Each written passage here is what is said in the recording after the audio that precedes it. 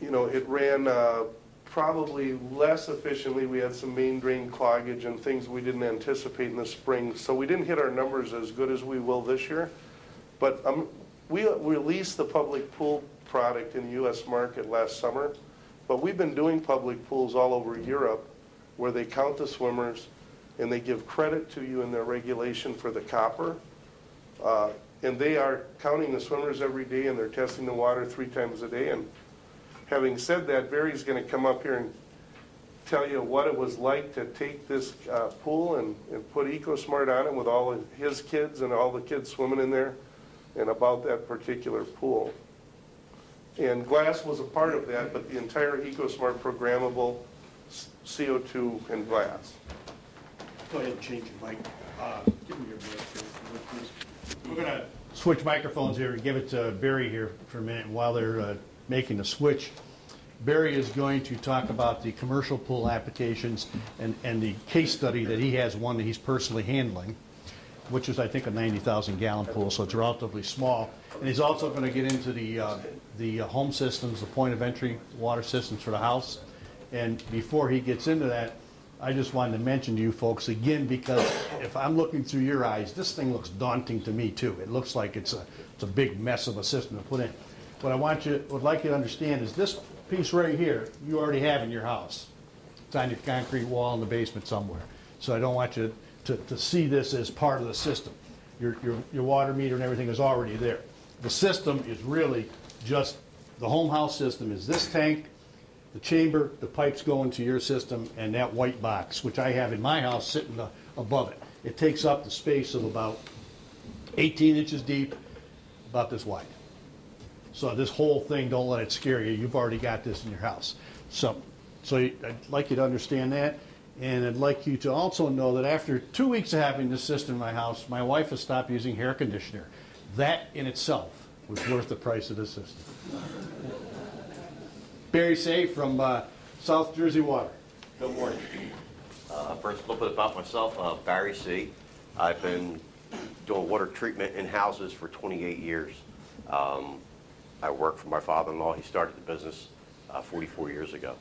So I hold a master plumber's license in water treatment. I'm certified through the WQA Association. If anybody's in water treatment, they know about the WQA.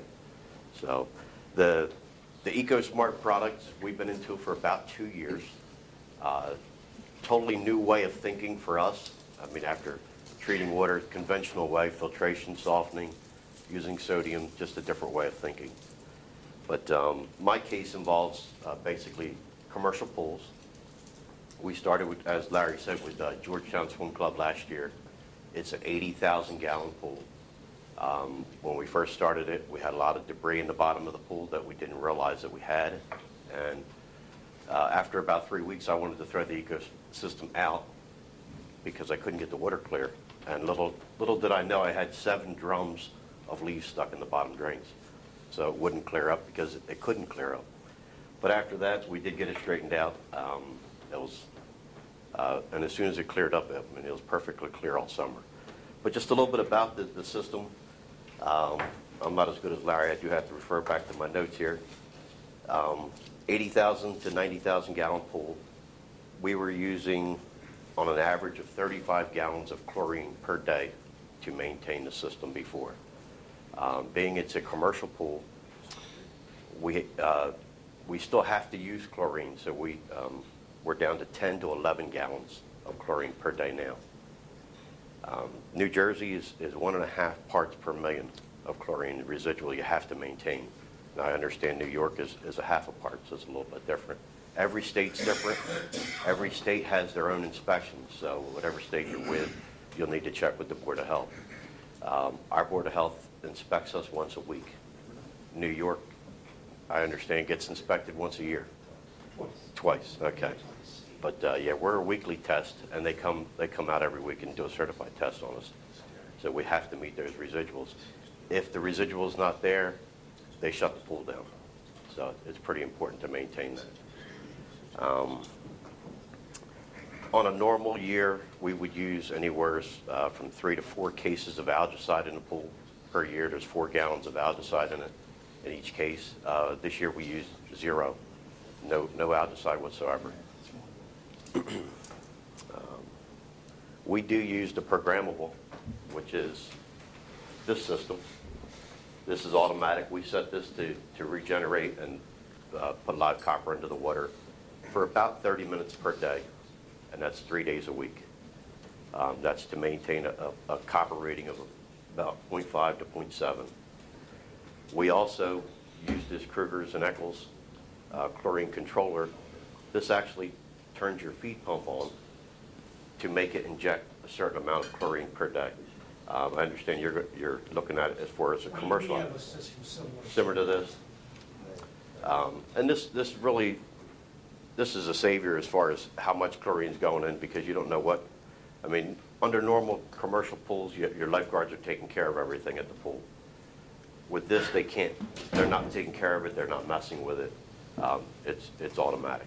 It knows exactly what's going on. The probe is down into the lines. So. Don't let any of these products scare you, though. It's pretty simple. I mean, once you get them set, once you get your chlorine or your copper residual into the water, it's very simple to operate. And that goes with the whole house system, the pool systems, or irrigation. It doesn't really matter. Once you get it set, it's pretty much self-operational.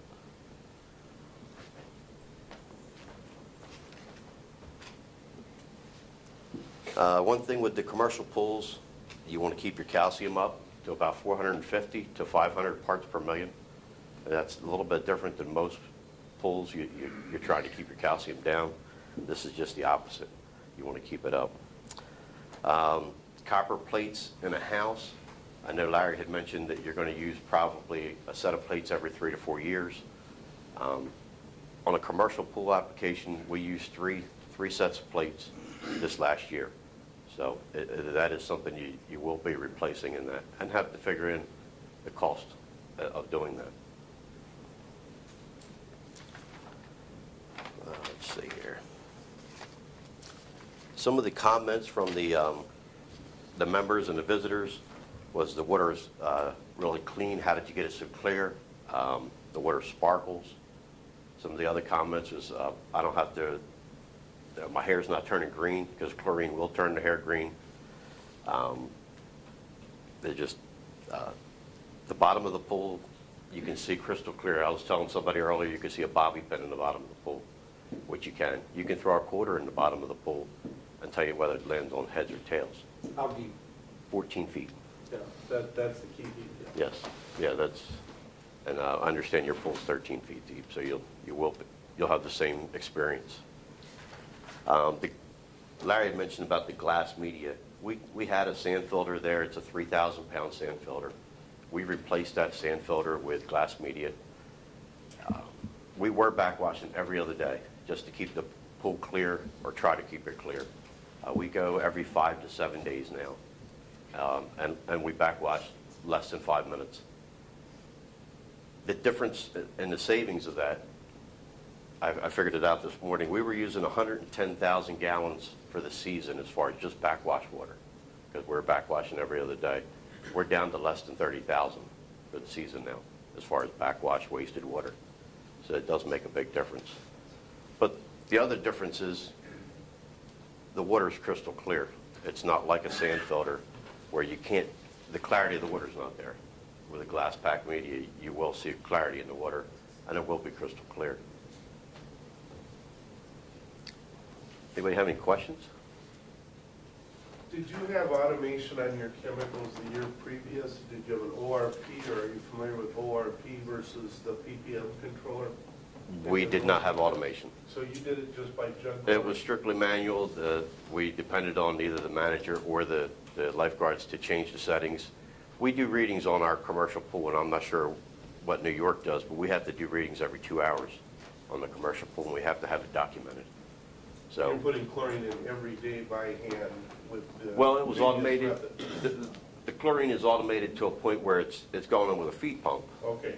But how much and how often they set it was a different. They would, if they measured the chlorine and it was at 3 parts, they would go in and turn it down. 2 hours later, if it's down to 5, they would go in and turn it back up.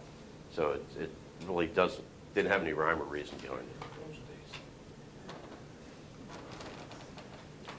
This system now, we're talking about a chlorinator that dispenses enough chlorine, it's pre-programmed to keep it at a certain level. Correct. And it monitors and measures itself. Correct. Yep. The probe goes into the water, and it'll be exactly, like we have to set it at 1.5, it will be exactly 1.5. And we were tested all year long, every week, and we didn't fail that. The one thing you had questioned earlier is the pH of the water. Most counties want your pH between 7.2 and 7.8, and most states fall in the same category. We ran our pool right around 7.2. We tried to keep it 6.8 when we weren't going to be tested, but it's pretty tough. And the system will work fine with that.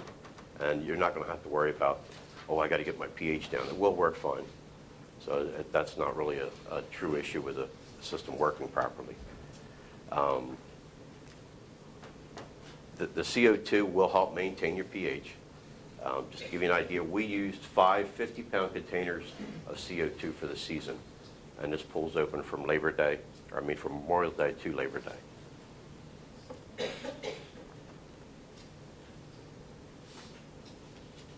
Would you say, Barry, that if we look at a public pool, even with the radical case where New Jersey requires 1.5, that's the highest in the United States for a minimum required chlorine. Do you think we're at a 50% chemical savings would be a safe number? We're closer to 65% as far as chemical savings for the season. I think. Yeah, they have to justify the products in these arenas because they are keeping money track of everything. I just want to interject here a second, Barry. We have Ray Vanderpool over here who handles the town of Union pools and handles the Highland Park pool, which is a 309,000-gallon pool. Ray was kind enough to share with Bob and I all the statistics on that pool. Bather load per day, days open per season, amount of chemicals used, dollar amounts, gallons, all that information. We did a preliminary evaluation.